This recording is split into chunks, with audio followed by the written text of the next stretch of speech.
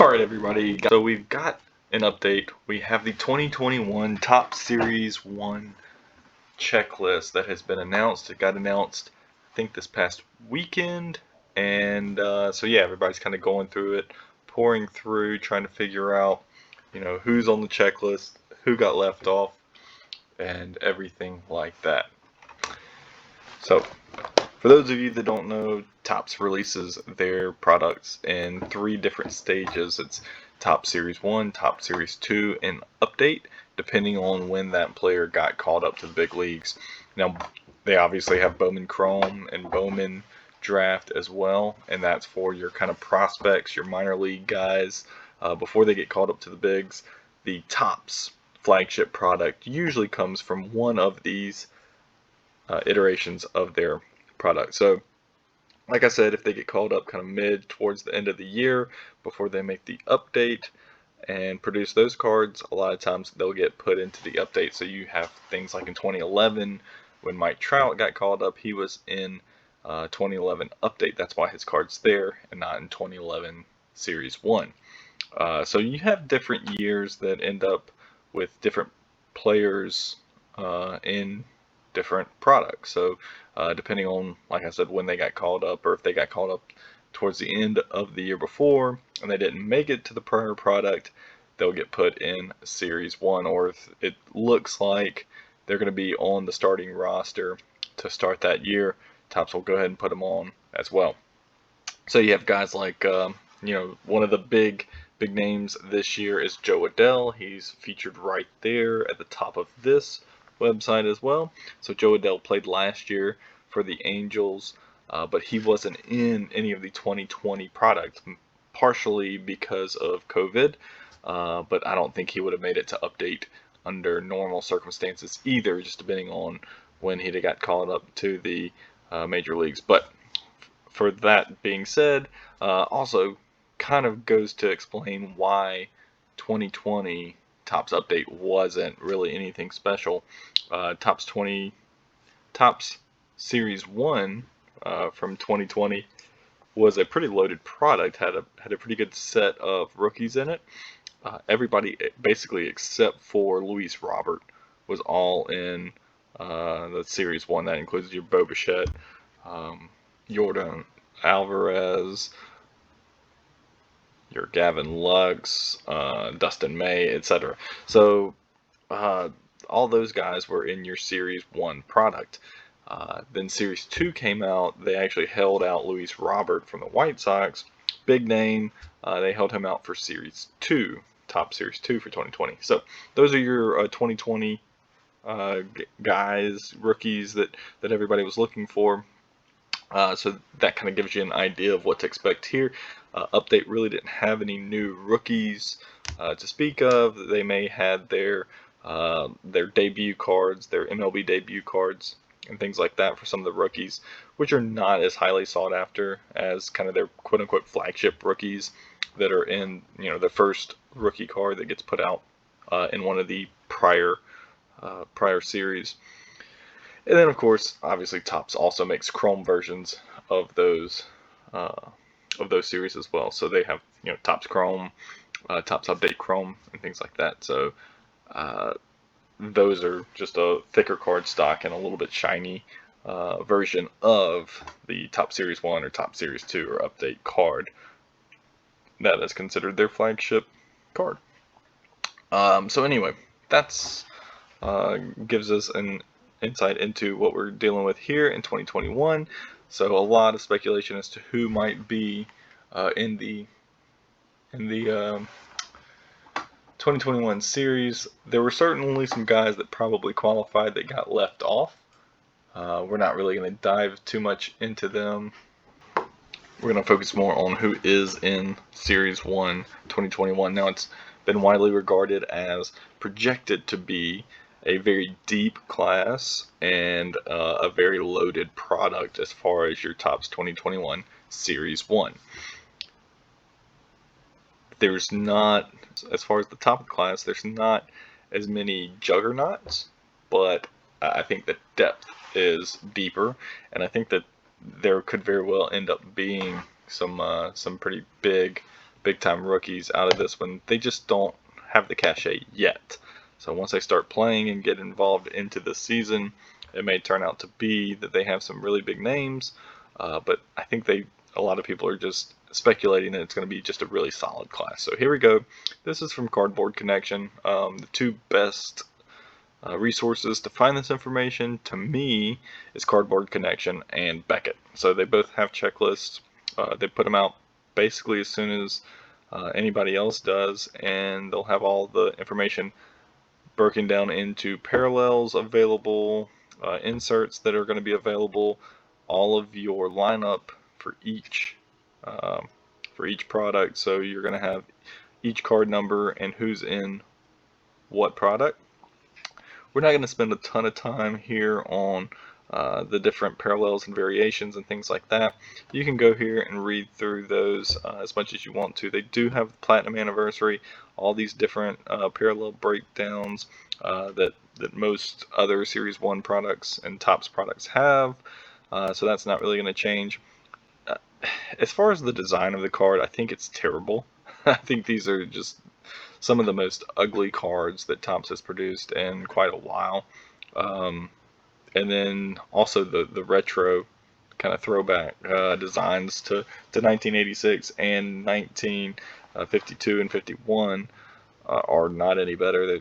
It's not great years to me for some of these products, and maybe some people will disagree, but you know, heavy-handed with the 70th anniversary. Of course, this is the 70th anniversary of the Topps baseball cards, so they're really heavy-handed on the anniversary on that.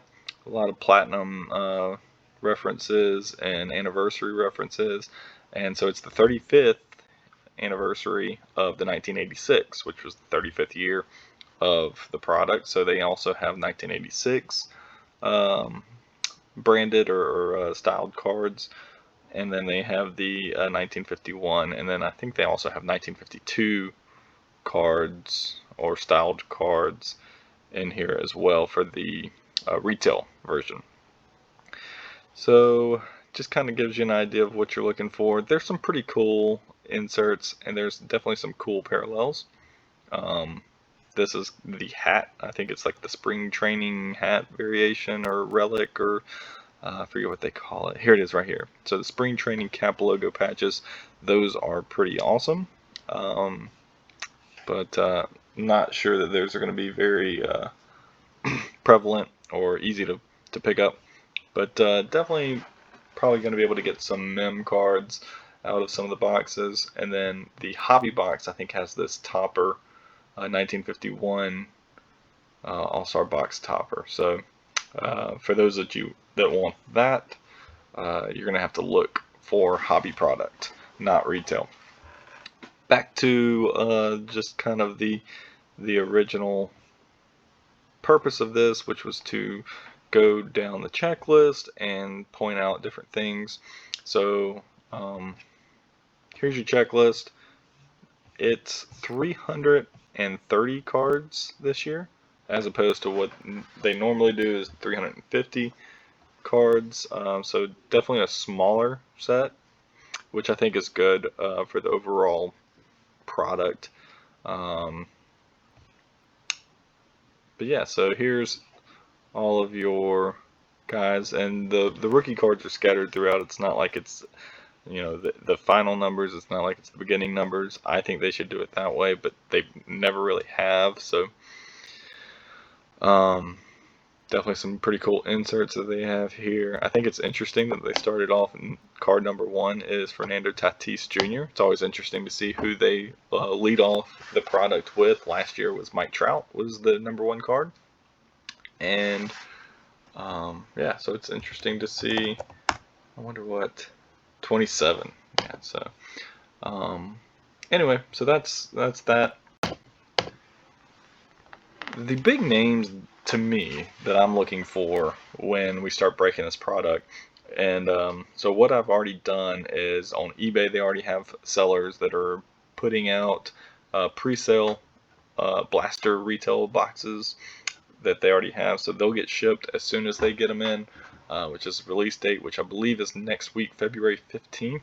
I think is the official release date of the product. So I've ordered some to hang on to for a little while. Maybe I'm definitely gonna rip one or two, and my plans are to try to get as many of these rookie cards as I can, get them out same day that I rip them, ship them off to PSA for grading on an expedited process, and try to get them back and be first, or at least one of the first people with a PSA graded card on eBay, because I think that getting that, the first Jo Adell Topps flagship PSA 10 or even PSA 9 if it comes back at 9, I think that's going to bring an extra premium in the spring, especially when he gets to playing.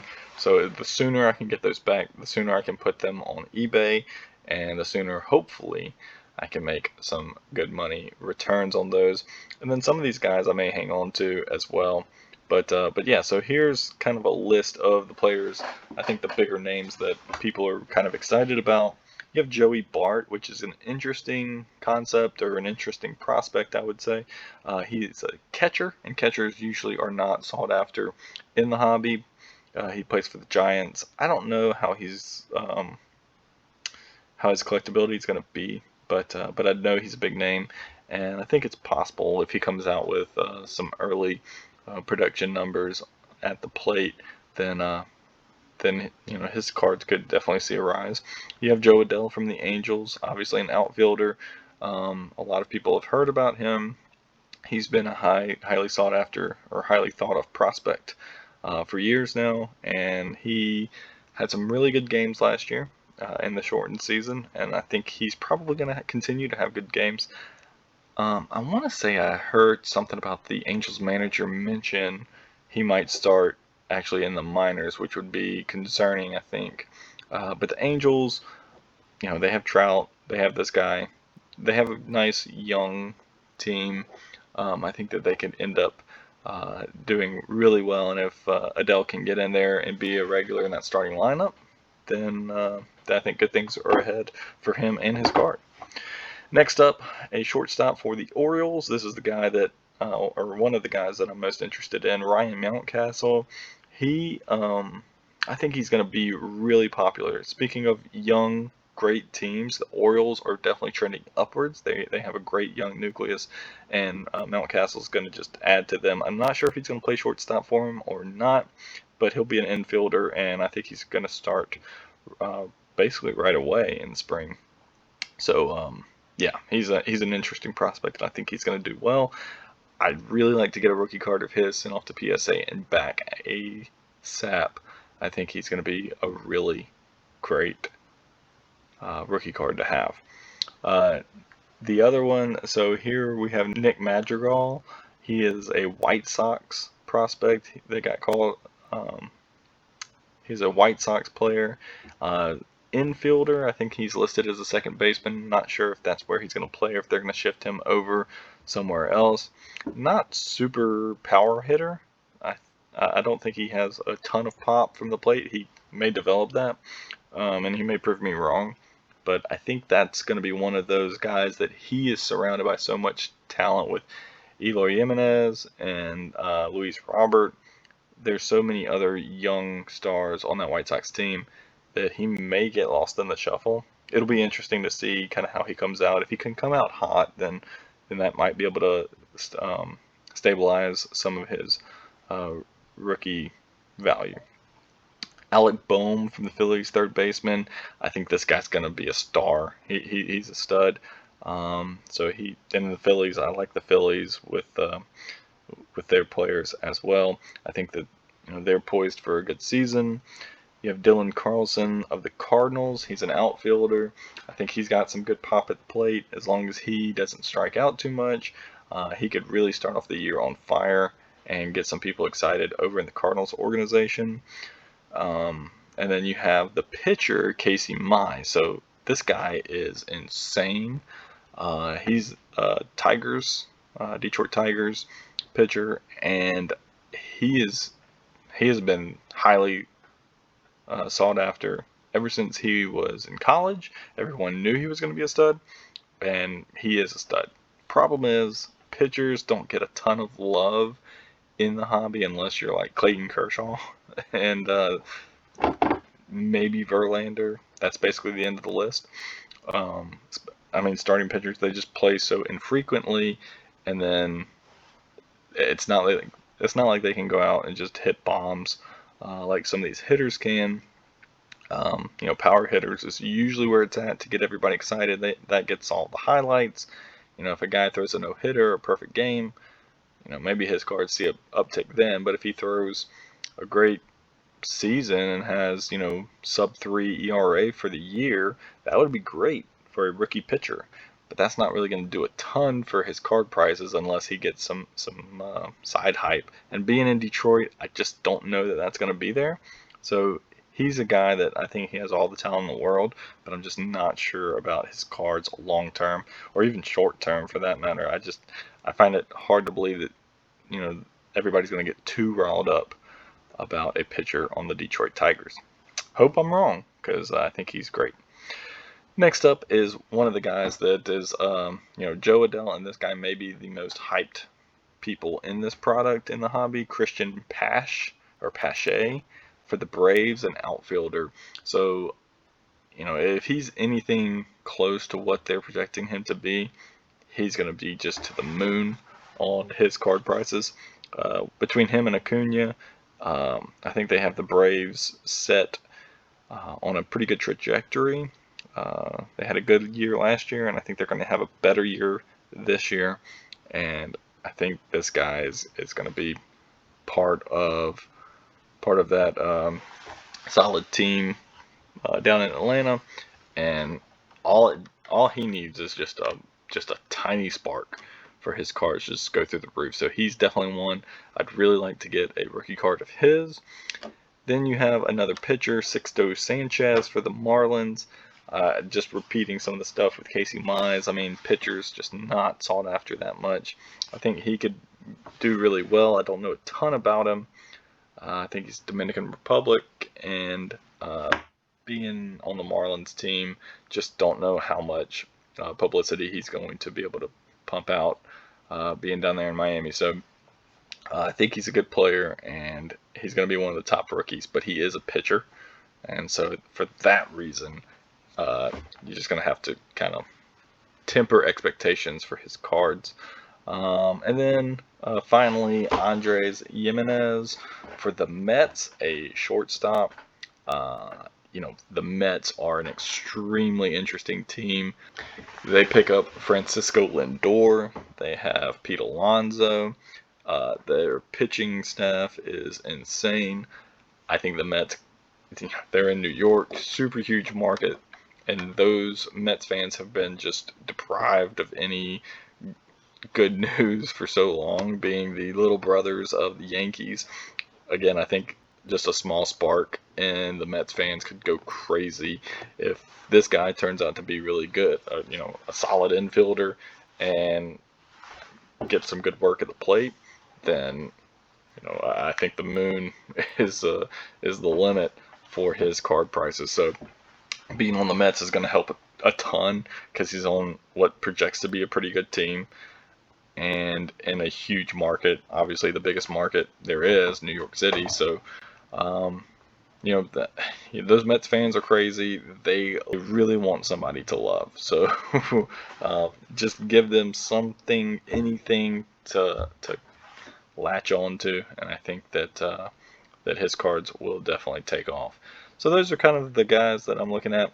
Again, what I'm looking to do, try to be one of the first people with this product, rip it open, and get some of these rookies off to grading and get them back as soon as possible to put them on eBay and be able to make some of the money back from buying this early product. Like I said, I don't love the design of the card. Obviously there's also a pretty healthy autograph checklist in this year's product as well. But yeah, I mean, we're looking at retail blasters on the pre-sale. They're also selling some megas and jumbo boxes and hobby boxes, but we're not getting too involved in that. Just trying to get some rookie cards quick, get them turned around from PSA, and get them up on the market Once the market gets flooded, those prices will start coming down, and you know, then you'll have to deal with whatever else.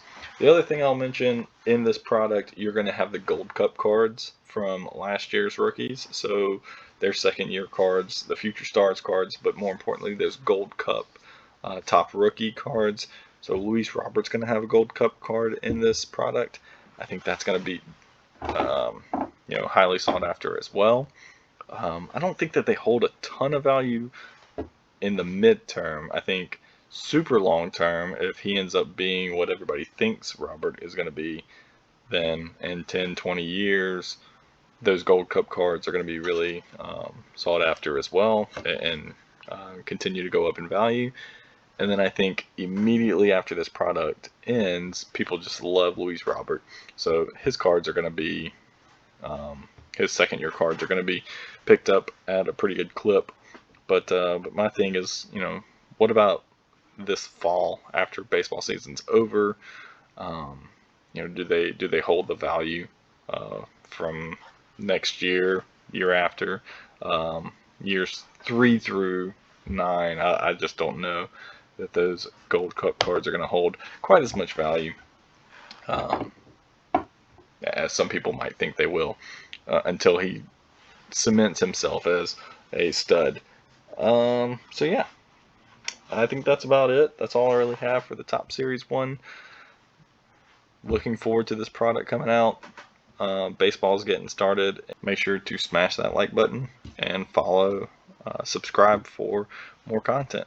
Let me know what you think of the 2021 Topps Series 1.